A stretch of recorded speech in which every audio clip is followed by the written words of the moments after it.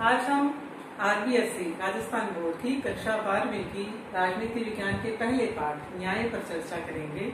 न्याय को इंग्लिश में जस्टिस कहा जाता है और ये लैटिन भाषा के शब्द जस्टिशिया से बना है, जिसका अर्थ है कानूनी रूप से सही होना।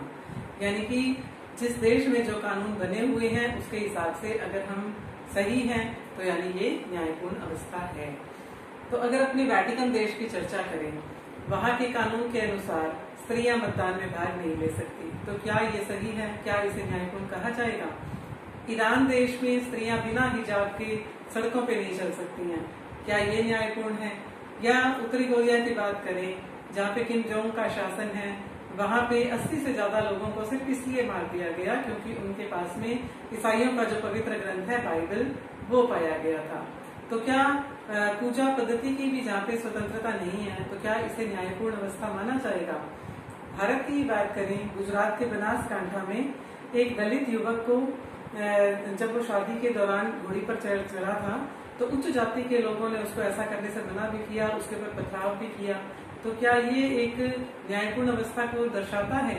हालांकि हमारे संविधान में सामाजिक न्याय का उल्लेख है, कानून भी बने हुए हैं, लेकिन अगर वो कानून सही ढंग से लागू ना हो पाए तो ये स्थिति भी न्यायपूर्ण नहीं कही जाएगी। इसके अलावा जिस घर में अगर कोई मान लीजिए चोरी डकैती होती है या कहीं हत्या होती है तो न्यायालय के द्वारा दोषी को सिर्फ दंड दे दिया जाता है और वहीं तक न्याय की जो प्रक्रिया है वो पूर्ण हो जाती है। तो क्या न्याय सिर्फ दंड देने तक सीमित है? न्याय क्या ये न्याय नहीं होता कि जिस व्यक्ति को जितनी संपत्ति से वो वंचित हुआ तो उसे उसकी संपत्ति वापस मिले, या जिसकी हत्या हुई है उसको वापस जिंदा किया जाए, जो कि असंभव है। तो ऐसी स्थिति में न्याय क्या है? तो अलग अलग विचारकों के द्वारा इस संबंध में अपने अपने विचार दिए गए हैं। तो आज हम इन्हीं के ऊपर चर्चा करेंगे। एक तो प्राचीन काल यानी कि ईसा पूर्व से 300 ईस्वी लगभग ऐसा समय माना जाता है प्राचीन काल का, और मध्यकाल की बात करें तो 300 से 1600 ईस्वी तक का इनका काल माना जाता है, और आधुनिक काल जो है वो 1600 ईस्वी से लगातार वर्तमान चल रहा है। ये तो प्राचीन काल के जो विचारक हैं प्लेटो और अरस्तु, दो यूनानी विचारकों के बारे में अपने पढ़ेंगे जो कि बहुत ही महत्वपूर्ण है। प्लेटो को राजनीतिक दर्शन का पिता कहा जाता है तो अरस्तु को राजनीति विज्ञान का पिता कहा जाता है। राजनीतिक दर्शन और राजनीतिक विज्ञान तो सिर्फ इसलिए क्योंकि ये आदर्शवादी थे, इन्होंने जो विचार रखे वो वास्तव में जो है उसको अपनाना संभव नहीं है, अव्यावहारिक है वो, इसलिए इन्हें राजनीतिक दर्शन का पिता कहा जाता है। जबकि इन्होंने अरस्तु ने जो विचार दिए वो व्यवहारिक रूप में अपनाए जा सकते हैं। और विज्ञान से रिलेटेड इसलिए किया गया क्योंकि इन्होंने कार्य कारण से संबंधित अपना जो विचार थे वो प्रस्तुत किए थे। तो प्लेटो की रिपब्लिक पुस्तक के अंतर्गत इन्होंने इनकी न्याय की धारणा जो है उसके बारे में उल्लेख मिलता है। इन्होंने न्याय किसे माना? न्याय इन्होंने ये माना कि व्यक्ति अपना निर्दिष्ट कार्य करे और दूसरों के कार्य में हस्तक्षेप ना करे, यही न्याय है। प्लेटो ने न्याय को मानवीय आत्मा का सद्गुण माना कि यानी एक अच्छाई है मनुष्य की आत्मा की। आत्मा के 3 तत्व बताए प्लेटो ने, बुद्धि, शौर्य और तृष्णा। हर एक व्यक्ति के अंतर्गत ये तीनों तत्व मौजूद है, हर एक व्यक्ति के शरीर में, लेकिन किसी में बुद्धि तत्व की प्रधानता है, किसी में शौर्य तत्व की, तो किसी में तृष्णा तत्व की, यानी किसी में कम है किसी में अधिक, लेकिन ये तीनों तत्व मौजूद है। तो प्लेटो कहता है कि जिसमें जो तत्व की मात्रा ज्यादा है उसको वही कार्य करना चाहिए। तो अब किसमें बुद्धि ज्यादा होगी, किसमें शौर्य ज्यादा होगी, इसका कैसे पता लगेगा? तो इसके लिए प्लेटो ने अपनी शिक्षा पद्धति की भी विवेचना की है। तो प्राइमरी, सेकेंडरी और हायर एजुकेशन की इसने चर्चा की है।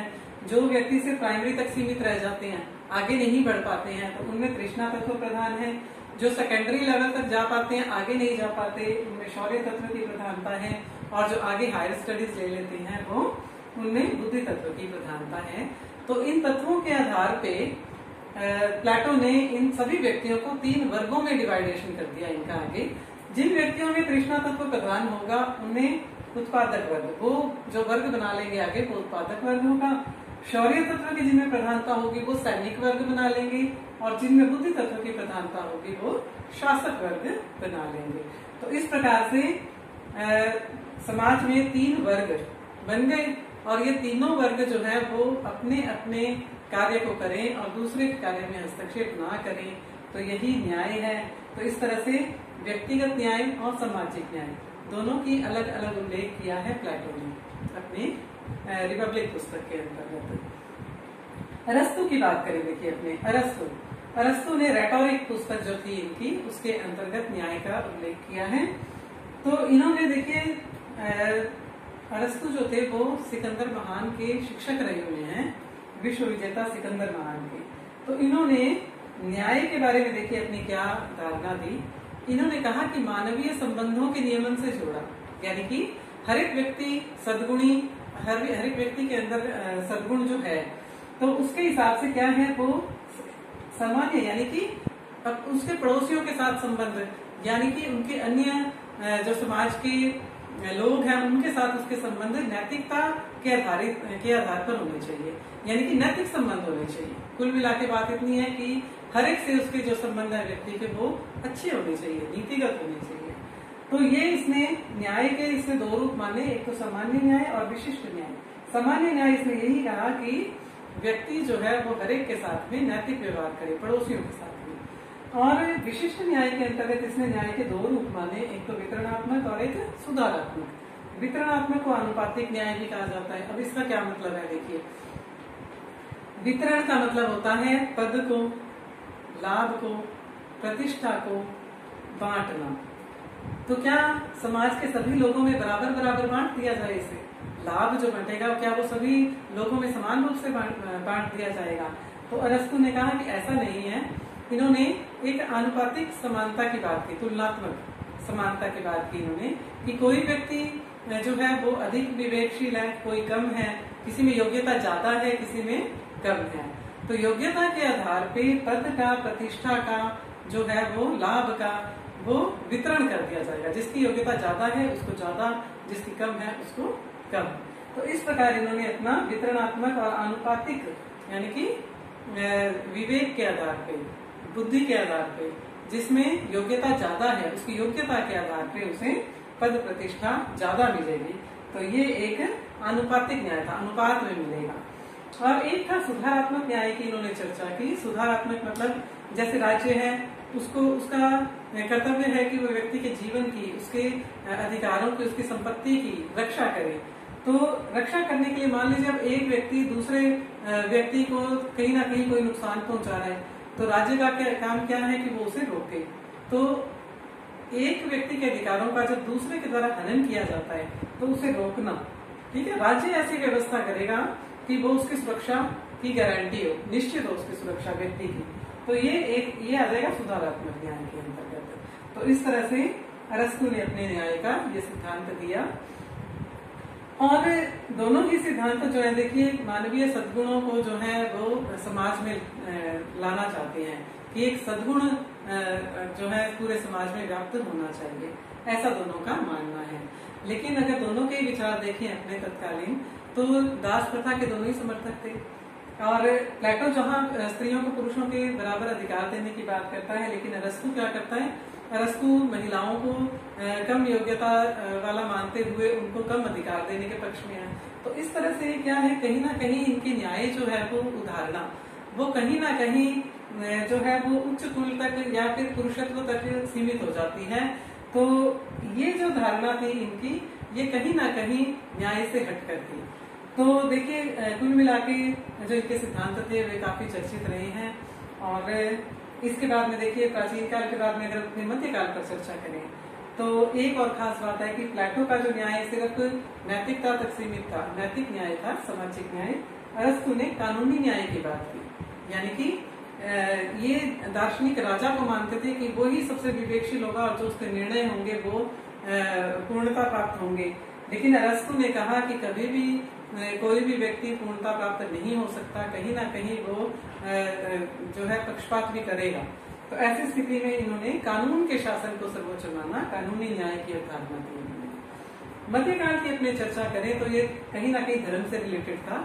संत ऑगस्टाइन और थॉमस एक्विनास, दो विचारक अगर अपनी चर्चा करते हैं तो दोनों ही ईसाई विचारक थे।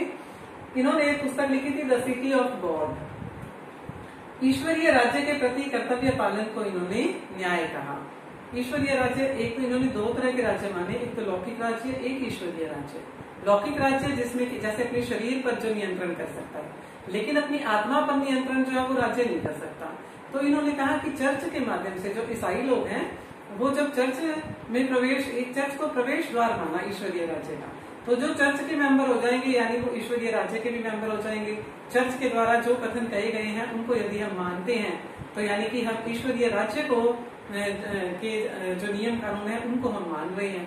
तो ईश्वरीय राज्य के प्रति जो हमारा कर्तव्य पालन है इसको ज्यादा श्रेष्ठ माना इन्होंने, और कहा कि इनका एक जो कथन है वो बहुत इम्पोर्टेंट भी है कि जिस राज्य में न्याय विद्यमान नहीं है वो केवल चोर चक्कों की खरीद फरोख्त है।